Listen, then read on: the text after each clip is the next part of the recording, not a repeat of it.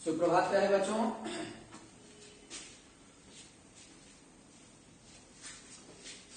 आज स्टैंडर्ड 7 का है, क्लास 7 वर्ग 7 का। प्यारे बच्चों, आज हम लोग पढ़ेंगे पाठ 3 जो संस्मरण है। पाठ का नाम है स्मृतियों के पन्नों से। पाठ का क्या नाम है? स्मृतियों के पन्नों से। इसके लेखक कविवर शकुंतला भारती जी हैं। प्यारे बच्चों, इस स्मृतियों के पन्नों से पाठ में कविवर सुब्रमण्यम भारती के जीवन संघर्ष और कार्यों के बारे में उनकी पुत्री शकुंतला भारती ने संक्षिप्त विवरण प्रस्तुत किया है। उन्होंने सर्वप्रथम यह दर्शाई है कि जब मैं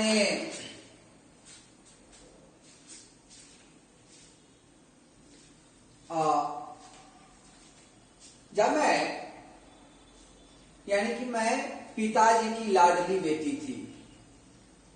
मैं पिताजी की लाडली बेटी थी। हर बच्चे अपने माता पिता के लाडली होते हैं, दुलारे होते हैं, प्यारे होते हैं। यद्यपि हम 2 बहनें थी, कहते कि मैं 2 बहनें थी, फिर भी ज्यादातर मैं ही आखिर तक उनके साथ रही। बड़ी बहन अक्सर बुआ के पास रहती थी। बुआ मैंने फुआ को बुआ करते हैं, बुआ के पास रहती थी। पापा मुझे कन्नू प्यारी के नाम से पुकारा करते थे। पापा किस नाम से पुकारते थे? तो कन्नू प्यारी के नाम से पुकारा करते थे। मेरे जन्म के समय पिताजी महाकवि कालिदास के शाकुंतलम का अध्ययन कर रहे थे, इसलिए मेरा नाम शकुंतला रखा। उस समय वे महाकवि कालिदास के संरक्षण में रख करके शाकुंतलम का अध्ययन कर रहे थे, जिस कारणवश मेरा नाम शकुंतला रखा। अब जब शकुंतला नामकरण रख दिए प्यारे बच्चों, उसके बाद कहते कि पिताजी अज्ञातवास में थे। पिताजी कहां पर थे?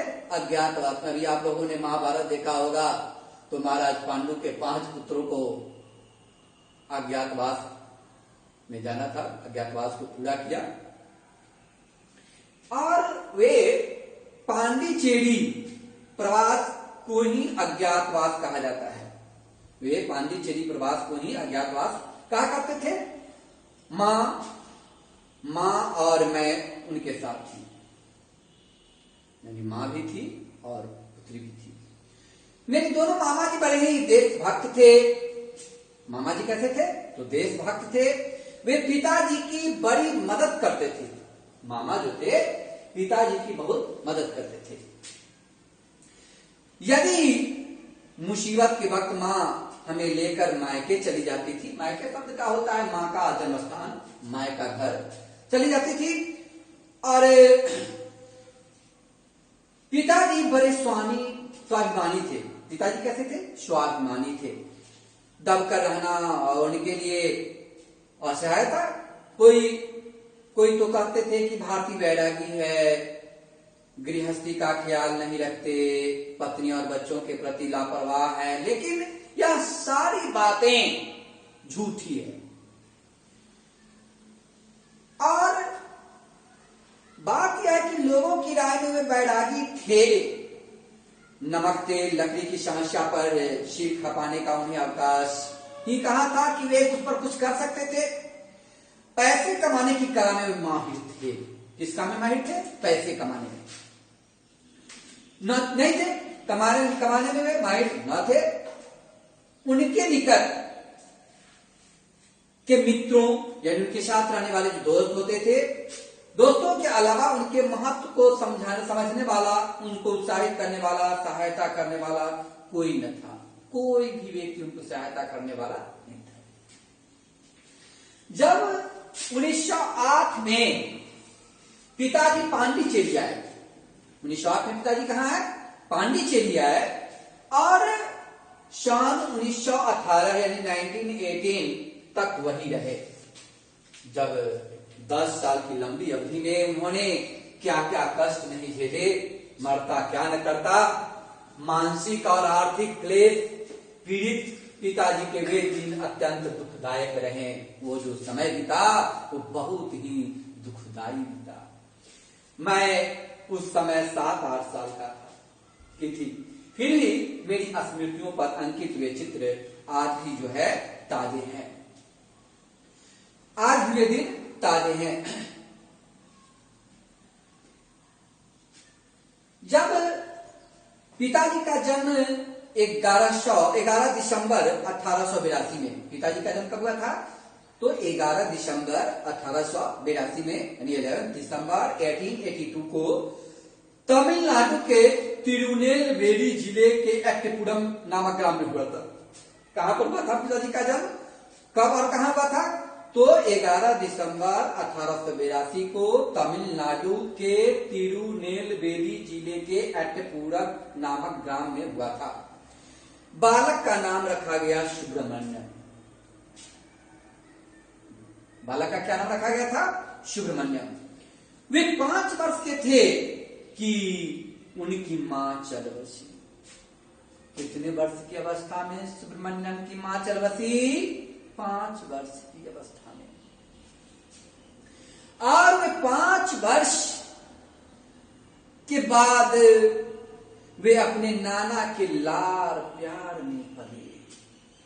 5 वर्ष के बाद किसके लाड़ प्यार में पले?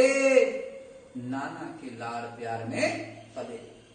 वे शारीरिक रूप से कमजोर और स्वभाव से संकुचित थे। उनके जब दादाजी भारती के पिता चाहते थे कि उनकी बेटा अंग्रेजी पढ़ लिखकर अफसर बन जाए, लेकिन बेटे को स्कूली पढ़ाई से उतनी दिलचस्पी नहीं थी। चाहते थे लेकिन बच्चे को दिलचस्पी नहीं थी। अब माता पिता का अरमान होता है कि मेरा बच्चा अंग्रेजी में पढ़ता है तो थोड़ा अंग्रेजी बोले, अंग्रेजी सभ्यता को अपनाए, थोड़ा अच्छा बने। और हर माता पिता का अरमान होता है कि मेरा बेटा डॉक्टर, इंजीनियर, कलेक्टर बने। लेकिन वो यूं सोई जो राम रुचि रखा। कर्म तो सभी करते हैं, लेकिन सफलताएं किसी किसी को ही प्राप्त होती है, लेकिन जो परिश्रम करता है उसे सफलता झूमती है। तो हमें सर्वदा परिश्रमी होना चाहिए। परिश्रमेव जयते, श्रम एव जयते। तो श्रम की ही पूजा होती है, दिलचस्पी लेनी चाहिए। तो बन गया, लेकिन बेटे की स्कूली पढ़ाई में उतनी दिलचस्पी न थी। छुटपन से ही कविता के प्रति उनकी रुचि थी। बचपनावस्था से भी कविता में उनकी रुचि थी। आजकल भी हम लोग आस पड़ोस में देखते हैं कि जो बच्चे कविता गाना वगैरह में संयुक्त होते हैं वे हमेशा जो है कविता कहते रहते हैं, कहानी बोलते रहते हैं, गाना गाने का शौकीन होते हैं, गाना गाते रहते हैं, सबसे दिलचस्पी लेते हैं। साथ अक्सर छोटी मोटी तुकबंदी करते, गीत लिखते, मित्रों को सुनाते वगैरह कार्य किया करते थे। 7 वर्ष की आयु में उन्होंने अपनी प्रतिभा से विद्वान लोगों को भी चकित कर दिया। जब 7 वर्ष की अवस्थाएं हुई तो वे अपनी प्रतिभा से बड़े बड़े विद्वानों को ही चकित कर दिए। 9वें वर्ष की अवस्था में वे समस्या पूर्ति करने के समर्थ हो गए और 11 वर्ष की अवस्था में उन्हें भारतीय उपाधि से सम्मानित की गई। भारतीय उपाधि से कितने वर्ष में उन्हें सम्मानित किया गया? तो 11 वर्ष में। उस दिन से पिताजी कवि सुब्रमण्य को भारती कहलाने लगे। उस दिन से पिताजी कवि सुब्रमण्य भारती कहलाने लगे। क्या कहलाने लगे? कवि सुब्रमण्य भारती कहलाने लगे। अब जो प्यारे बच्चों, जो गांव की पढ़ाई होती है, गांव की पढ़ाई पूरी होते ही पिताजी को उच्च शिक्षा के लिए तिरुनेलवेली भेजा गया। ग्रामीण क्षेत्र में जो पठन पाठन होती है उसको पूर्ण कर करके और उच्च शिक्षा प्राप्त करने हेतु तिरुनेलवेली भेज दिया गया। वहां उन्होंने 3 साल पढ़ाई की। स्कूल के तमिल पंडित अक्सर उन पर छींटा कसी करते थे। एक दिन कक्षा में ऊंचे आसन पर बैठे हुए भारती को देखकर उन्होंने ताना मार दिया, व्यंग कर दिया। कहा जाता है कि आप कवि कालमेघ है, कवि कालमेघ है। कालमेघ तमिल के प्राचीन महान कवि है। कालमेघ कौन है? तो तमिल के कालमेघ जो है वे तमिल के प्राचीन महाकवि हैं और कालमेघ का दूसरा अर्थ होता है काला मेघ। कालमेघ का क्या अर्थ होता है? काला मेघ।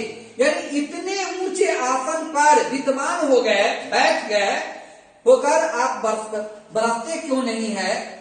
भारती जी ने झट से कहा, जी पंडित जी, पंडित जी, पंडित होकर भी आप प्रकृति का स्वभाव नहीं जानते। यदि आप ब्राह्मण है और ब्राह्मण होकर के भी प्रकृति के स्वभाव को नहीं जानते हैं, प्राकृतिक स्वभाव से आप परिचित नहीं है, तो इससे और क्या कहा जा सकता है?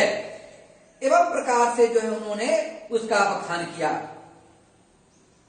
लेकिन यह घटना उस उम्र में ही पिताजी की निर्भीकता का परिचय देती थी।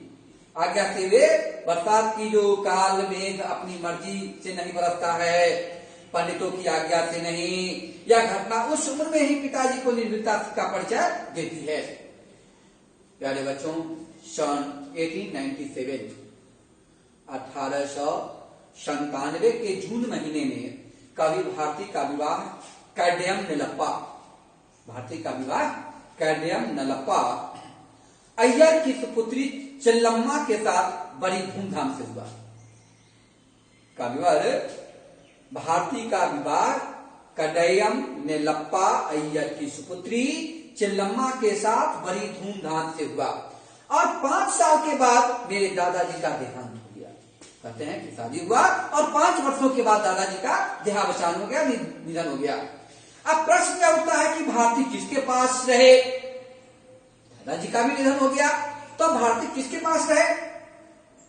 आखिर उनकी बुआ उन्हें अपने पास काशी ले गई। उन्होंने संस्कृत और हिंदी का अध्ययन किया। वहां वे श्रीमती एनी बेसेंट के संपर्क में आए। किसके संपर्क में आए? तो एनी बेसेंट के संपर्क में आए और इस संपर्क से उनका हृदय राजनीति की ओर झुका। एनी बेसेंट के समीप आते ही उनका हृदय जो है राजनीति की ओर झुक गया। यहाँ उन्होंने छोटी और लंबी मूछ रख ली, छोटी बढ़ा ली और लंबी मूछ रख ली, अंत तक बनी रही। यही नहीं, उत्तर भारतीयों जो उत्तरी भारत के हैं, उत्तरी भारतीयों की तरह साफा भी बांधना शुरू कर दिया, यानी मुरेठा भी बांधना शुरू कर दिया। अब इस बात को लेकर के घर घर हर परिवार में काफी हलचल हो गई, हलचल मच गई। इस बीच एट्टीपुरम रियासत के जमींदार काशी आए। एट्टीपुरम के रियासत महोदय जो थे वे कहाँ है? काशी आए। वे कवि भारती की से प्रसन्न होकर उन्हें अपने साथ एट्टीपुरम ले गए। कवि भारती से प्रसन्न हुए, खुशी हुए और उनको लेकर के कहाँ गए? एट्टीपुरम चले गए। अब जमींदार ने कवि भारती को अपना दरबारी कवि बना लिया। एट्टीपुरम गए और जमींदार ने कवि भारती को क्या बना लिया? अपना दरबारी बना लिया। भारती काव्य रसिक जमींदार की रसिकता की प्यास बुझाने में असमर्थ रहे। उस विलासितापूर्ण वातावरण, वे जो विलासितापूर्ण वातावरण थे, उनका दम घुटने लगा, उनका मन विद्रोह कर उठा। उनका मन क्या कर उठा? विद्रोह कर उठा। प्यारे बच्चों, जब 1904 की बारी आई, 1904, तो में भारती मद्रास और स्वदेश मित्र में उप संपादक बने। 1904 ईस्वी में भारती मद्रास आए और स्वदेश मित्र में उप संपादक बने। अब कवि भारती मात्र कवि ही नहीं, क्रांतिकारी देशभक्ति थे। वे कवि नहीं थे, क्रांतिकारी देशभक्त भी थे। कवि के साथ साथ क्रांतिकारी देशभक्त भी थे। पत्रिका में छपे उनके लेखों ने तमिल गद्य की शैली को ही परिवर्तित कर दिया। उनकी कीर्ति बढ़ने लगी। क्या बढ़ने लगी? कीर्ति बढ़ने लगी। लेकिन अपने क्रांतिकारी विचारों के कारण वे पुलिस की नजर से में खटकने लगे। क्रांतिकारी जो कार्य किया, जिस कारणवश वे पुलिस की नजर में खटकने लगे। भारती इंडिया, जब भारती इंडिया की चर्चा करेंगे तो भारती इंडिया उस समय का प्रसिद्ध राजनीतिक समाचार पत्र था और वे उनके संपादक बन गए। उन्होंने जनता में व्याप्त पराजित भावना, जनता में व्याप्त पराजित की भावना, उत्साहहीनता को महसूस किया और ऐसी कविताएं लिखी। उन्होंने ऐसी कविताएं लिखी जिनसे जनता की रग रग में नया जोश भर गया, नया उमंग आ गया। और 1908 में प्रकाशित स्वदेश गीत, 1908 में कौन सा गीत? स्वदेश गीत भारतीय की पहली प्रकाशित रचना है। उसमें 14 गीत है। उसमें कितने गीत है? 14। सन 1909 में उनका दूसरा ग्रंथ जन्मभूमि और स्वदेश गीत, जन्मभूमि और स्वदेश गीत प्रकाशित हुआ। अब जब प्रकाशित हो जाने के बाद श्री अरविंद घोष, कौन? तो अरविंद घोष अपने समय के प्रमुख क्रांतिकारी थे। वे अपने जमाने के प्रमुख क्रांतिकारी थे। कौन थे? तो अरविंद घोष। एक बम कांड में ब्रिटिश सरकार उनके विरुद्ध मुकदमा कर दिया। किस कांड में? तो बम कांड में। लेकिन सन 1910 में वे अंग्रेजी पुलिस की आंखों में धूल झोंककर गुप्त रूप से पांडिचेरी आ गए। उस समय पिताजी पांडिचेरी में ही थे। उस समय जो पांडिचेरी गए इसलिए चले गए कि उनके पिताजी वहां पांडिचेरी में ही रहते थे। उन्होंने तथा उनके मित्र श्रीनिवासाचार्य ने भी अरविंद का स्वागत किया। अरविंद बाबू का मन राजनीति से विरक्त होकर योग मार्ग की ओर प्रवृत्त हो गया। राजनीति से नाथ लिए और योग मार्ग में चले गए। उन्होंने कर्मयोगी नामक पत्रिका का प्रकाशन किया और पांडिचेरी में रहकर भारतीय उनका तमिल रूपांतरण निकालते रहे। भारतीय उसका तमिल रूपांतरण निकालते रहे। अब अरविंद बाबू के संपर्क में, जब अरविंद बाबू के संपर्क में आए तो पिताजी ने वेदों का अध्ययन किया। अरविंद बाबू के संपर्क में आने ने किसका अध्ययन किया? तो वेदों का। अब उनके कुछ अंशों में तमिल के अनुवाद, जो वेद का संस्मरण किया उसमें कुछ अंशों का तमिल में अनुवाद भी किया। सन 1910 में पिताजी ने अपना पूरा ध्यान और समय साहित्य रचना में लगाना प्रारंभ किया। सन 1912 का वर्ष उनके जीवन में बड़ा महत्व रखता है। 1912 का दिन जो है, 1912 का समय जो है उनके जीवन का सबसे बड़ा महत्व रखता है। उसी साल उन्होंने कई श्रेष्ठ ग्रंथों की रचना कर दी। किन साल? 1912 में कई श्रेष्ठ ग्रंथों की रचना कर दी। पांडिचेरी प्रवास के दिनों में, प्यारे बच्चों, उस समय पांडिचेरी प्रवास के दिनों में उन्हें असहाय आर्थिक कष्ट झेलने पड़े। क्या झेलने पड़े? असहाय कष्ट झेलने पड़े। दुख की आंच में तप तप कर उसकी कविता निखरती रही।